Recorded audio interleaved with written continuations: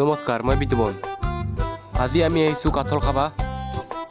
অলপ পিছতে নিজৰ স্কিল দেখাই এজনে গাছৰ ওপৰত উঠিলে আৰু এজনে নিজৰ ক্ৰিকেটৰ স্কিলখিনি দেখাই আছে। মানে ইয়াত কাঠলগিলাক কেচ কৰি আছে ইয়ে।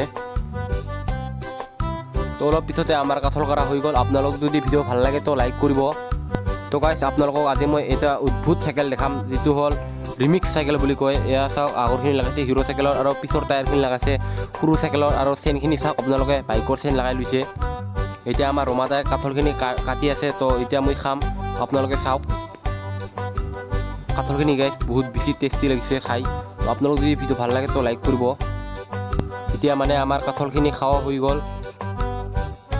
তো গাইছ, কাঠলখিনি খাই আমাক বহুত বেছি গৰম লাগিল, তাৰ কাৰণে আমি যাম চুইমিং পুলত গা ধুবা, কাৰণ আজি পোকৰ ফটা গৰম দিছে। এইটা হ'ল আমাৰ গাঁৱৰ লোকেল চুইমিং পুল। এই চুইমিং পুলটো বহুত বেছি ডাঙৰ হয়, আপোনালোকক দেখাই দিওঁ মই।